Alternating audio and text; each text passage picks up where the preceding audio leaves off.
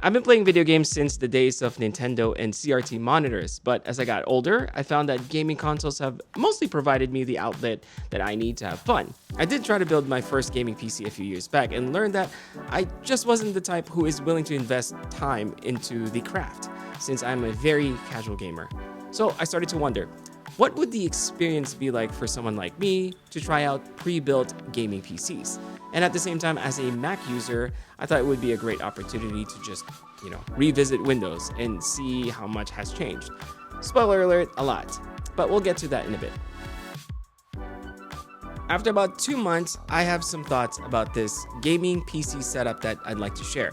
But not before I thank ASUS for sponsoring me the tools to share this experience with you. So let's dive in. The PC I'm using is the ROG G22CH, which is a small form factor desktop computer at 11 inches tall, 12 inches deep, and a mere 4 inches wide.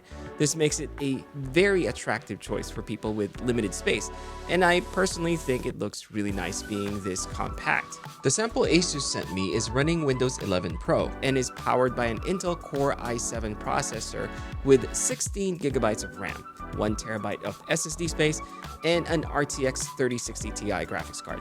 So it's not the latest and greatest of specs, but just so you're aware, this PC can be configured with an i9 processor and an RTX 4070 graphics card. Cooling is key in this PC's design, as you have openings pretty much everywhere. I do like the fact that it still manages to look quite discreet, despite having all these vents, thanks to the all dark gray, practically black, colorway. This has a traditional air-cooled configuration, but you can also opt for a liquid-cooled version. Surprisingly, in my last few months of using this, I've not noticed the PC getting hot, even during the summer. But to be fair, it doesn't get super hot in this space at all. As far as connectivity goes, in the back, the G22CH has an HDMI port, an Ethernet port, 4 USB-As, and an audio combo jack that supports 7.1 channel surround sound audio. It also has 2 additional USB-A ports in the front, as well as a Type-C port. I have the PC sitting on top of my Ergonoffice neat filing cabinet so that I can easily reach it. Also because I personally find the modern and compact design aesthetically pleasing. For the other parts of this setup, I'm using a combo of ROG products sent to me along with this PC. I want to be clear that ASUS is simply letting me borrow all of this so that I can experience a PC gaming setup as a whole. Now, obviously, I have a huge appreciation for the kind gesture, but I'm still free to say what I think about my overall experience. So let's start with the monitor, which is the ROG Swift OLED PG42UQ. Let me tell you, I am in love with this 138Hz 4K monitor. The 41.5-inch size and aspect ratio makes this practically a TV. The OLED display has an anti-glare coating and has a uniform brightness and ultra-fast 0.1 millisecond response time. This monitor came with a remote controller, but you can also play around with the settings using the 5-way joystick hidden underneath this LED logo. This monitor does have 3 stereo speakers that sound surprisingly decent.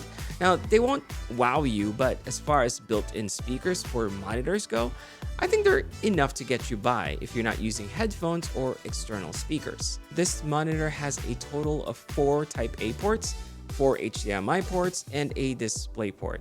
I should note that this monitor has a tripod socket at the top if you want to install your camera for streaming, which I think is a nice touch. For peripherals, I'm using the ROG Strix Scope 2 96-key wireless mechanical keyboard and the ROG Harpy Ace gaming mouse, AimLab edition.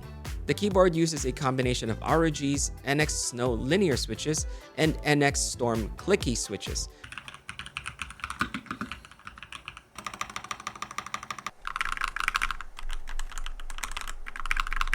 I do like the multifunction button at the top right. Clicking it lets you toggle between media playback, volume control, or tweak the keyboard lighting. The custom setting lets you configure it via the Armoury Crate app, which you can download. Now, I'm not going to dive deep into Armoury Crate itself, but I think it's cool that you can use it to enable Aura Sync. Basically, this lets you control the RGB lighting across all compatible devices.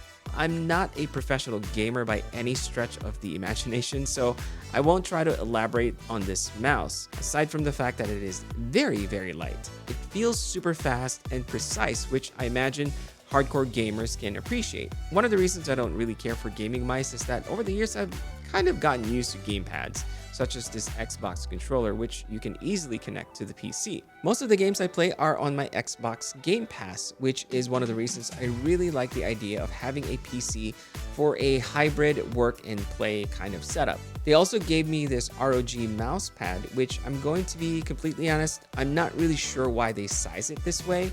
It's tall but not wide enough to fit my keyboard, so it kind of just sits off to the side. It has a lot of surface area for my mouse though, which is nice.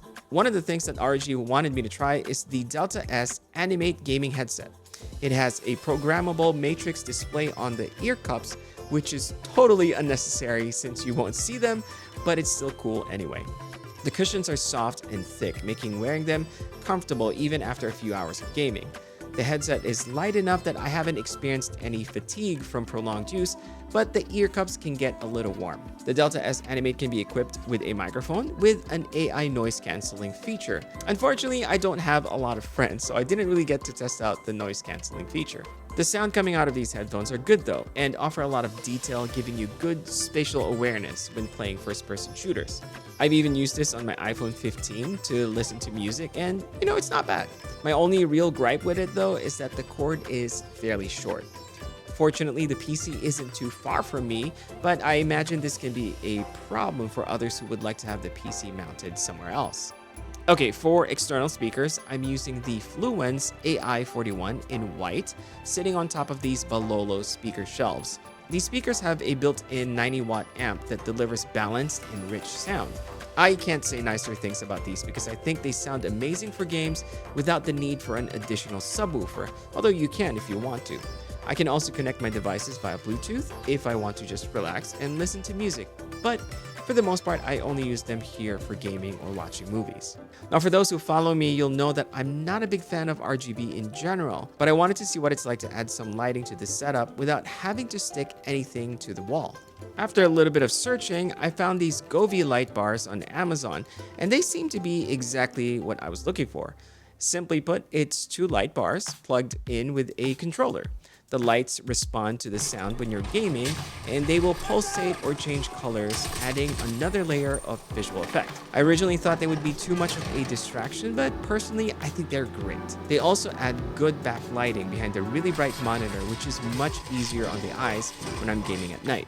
So here's what I've found in the last few months I've been using this setup. First of all, I was really surprised to find how different the Windows experience is from when I last used a PC. Everything looks much cleaner, much more fluid and cohesive.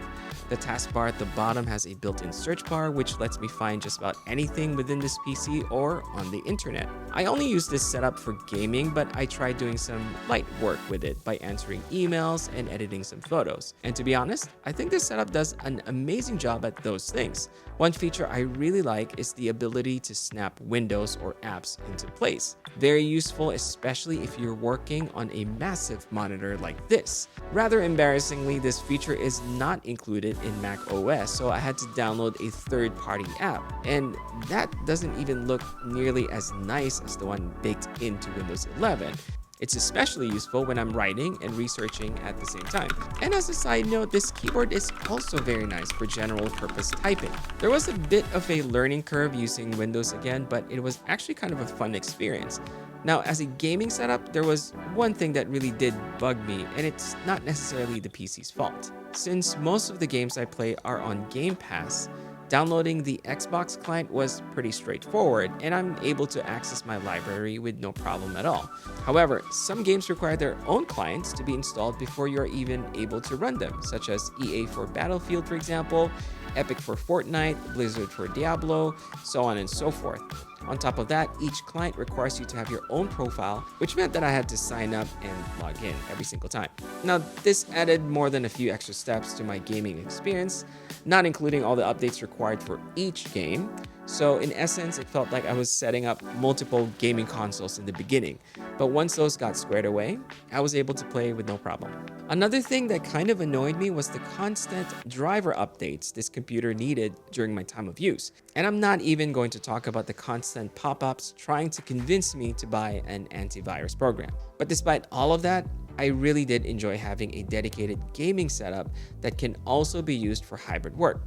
the capabilities of this modestly spec'd PC actually made games like Battlefield 2142 look and feel so much better than my PS5 version. And the fact that I can choose to use either a keyboard and mouse or an Xbox controller just makes the whole experience a lot more enjoyable. So if you're interested in getting into PC gaming but are reluctant to build your own, I would say getting something like this is a pretty good thing.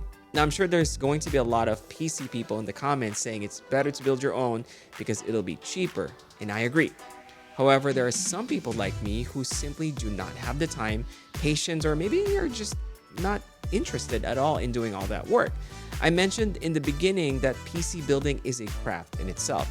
I really do believe that because I've come across enough enthusiasts over the years. So I definitely respect that choice, but it's just not for me.